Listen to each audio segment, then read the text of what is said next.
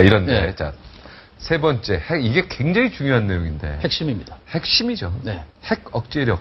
자, 박근혜 대통령이 지난 대선을 할 때 전자권 전환 예정대로 추진하겠다라고 했습니다. 네. 그런데 지금 일부 사람들은 그렇게 이야기를 해놓고 지금 전자권 전환 다시 재임기 추진하는 거는 약속의 정치인이 약속 안 지키는 거 아니냐라고 비난하고 있습니다. 그러나 약속의 정치인이 중요한 것이냐? 지금은 대통령이거든요. 그때는 대통령이 되고자 했던 사람이었고, 그런데 대통령이 되자마자 어떤 일이 있었습니까? 선거할 때 북한이 은하 3호 로켓을 발사했죠. 선거 기간 중에. 네. 그리고 대통령 취임식 직전에 2월 12일 날 북한이 3차 핵실험했습니다.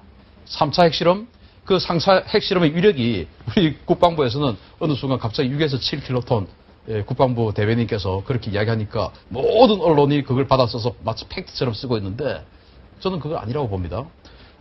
그런 정책적 판단이 들어가 있지 않은 그야말로 과학적인 판단만 하는 유럽 국가들은 이번 3차 핵실험을 20에서 25킬로톤으로 평가를 하고 있습니다. 더 높게.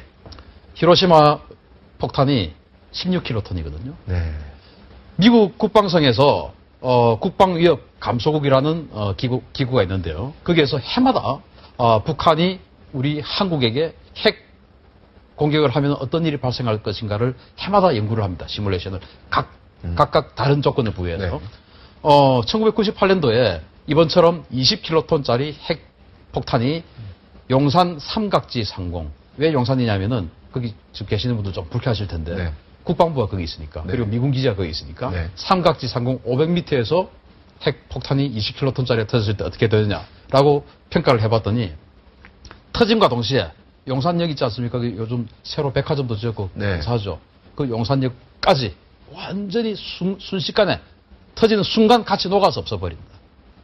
그리고 북한은 핵 미사일을 여름에는 발사하지 않을 것으로 판단합니다. 왜냐하면 방사능 낙진이 남동풍이 불어서 북한으로 날아가기 때문에. 그래서 주로 가을, 겨울쯤, 봄 이럴 때 핵 폭탄을 공격할 것인데 북서풍이 불 때. 북서풍이 부니까 그 방사능 낙진이 강남 3구로 다 흘러갑니다.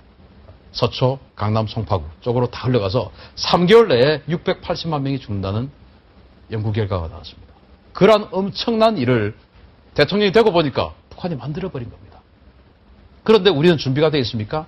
1960년대 후반에 우리 한국에는 한 1000발 정도의 전술핵무기가 있었거든요. 그것을 점점 폐기를 해가서 1992년도에 한반도 비핵화 선언과 동시에 한 발도 우리에게는 전술핵무기가 없습니다. 그러나 북한은 그것을 위반하고 핵무기를 가져버렸죠. 그런데 지금 우리는 그 모든 것을 미국의 핵 우산에 의존하고 있지 않습니까? 미국을 신뢰해야죠.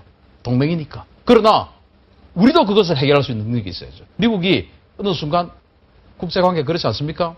우리가 중국과 항상 사이가 좋았나요? 5000년 동안. 또 일본과 지금은 그럭저럭 사이가 좋지만 100년 전에는 어땠나요? 지금 일본하고 사이 안 좋죠. 그럭저럭 제가 그럭저럭이라고 네. 말씀드렸는데 감정적으로는 굉장히 안 좋지만은 어떤 그 서로의 이해관계에 의해서 그럭저럭 관계를 유지를 하고 있죠. 그러나 100년 전에 어땠습니까? 저는요 며칠 전에 여기 나오신 그 김진명 소설가 네. 그분 말씀을 보고 울분이 치밀었습니다. 민비. 명성황후. 명성황후. 민비. 네, 그분이 성폭행을 당하고 기름을 끼얹어서 국부검사. 예. 네, 이렇게 죽었다는 그런 이야기를 듣고 저는 정말 울분이 치밀었거든요. 그것도 마당까지 내려. 그런 나라와 지금은 그럭저럭 지내고 있습니다. 여행도 하고요. 그게 국제관계입니다. 자, 지금 미국과 동맹이지만 그것이 다시 어떻게 바뀔지 누가 알겠습니까? 준비를 해야 되는 것입니다. 그런데 우리는 북한의 핵에 대한 준비가 하나도 되어 있지 않습니다.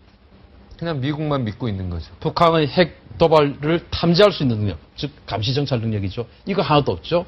북한의 핵을 우리를 공격하려고 하면 선제 타격할 수 있는 능력 아직 전혀 없죠. 그리고 그것이 선제 타격이 실패하면 북한도 바보가 아닌데 다 선제 타격 당하겠습니까? 한두 발이라 살아서 우리를 공격하면 그것을 막아낼 수 있는 능력 하나도 없죠.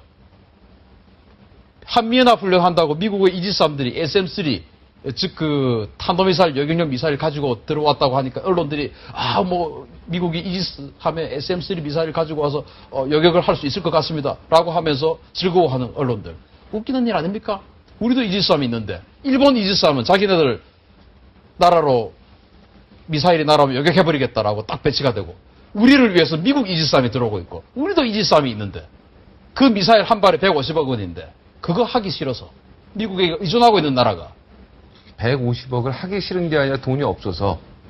저는 돈 쓸 수 있다고 봅니다. 150억 그거에 한 50발이 있으면은 막아낼 수 있습니다. 그런데 그것을 삽질하는데 20조 원도 쓰는데 왜 그게 안 되겠습니까? 아, 4대강 얘기하는 겁니까? 뭐 그것은 얘기하고 관계없으니까. 4대강 하는데 20조 쓰는데 나라 우리 목숨을 지키는데 이 핵 억제력 갔는데 한 1조 원 정도면은 150억짜리 한 100발, 50발. 네. 그것을 또 유도할 수 있는 능력. 그만 뭐 한 1조 150발. 5천억 됩니다. 1조 5천억. 아, 1조 5천억.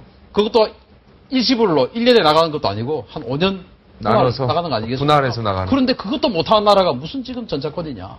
지금 그러니까 국회가 지금 문제가 있는 거예요. 그죠? 문제 있고 국회가 예산권을 갖고 있지 않습니까? 아닙니다.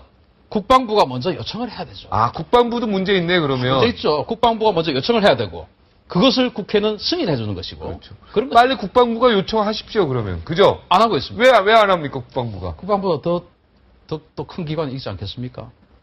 뭐, 무슨 얘기 하시려고 하는 겁니까? 저 국방부를 또 통제하는 기관이 있지 않습니까? 청와대 얘기하는 겁니까? 청와대가 있죠. 저는 그래서 정치권 전체가 우리 핵 억제력에 대해서 우리 스스로의 능력을 가지는 것을 인식해야 된다라고 생각하는 것입니다. 그러니까 청와대가 좀 나서야 된다, 이런 얘기죠? 그렇습니다. 국방부가 제안하고, 청와대도 적극 나서고, 국회가 인정. 국회가 반드시 승인해주고, 맞습니다. 기획예산처도 빨리빨리 도와주고, 그렇습니다. 네. 기획재정부도 참.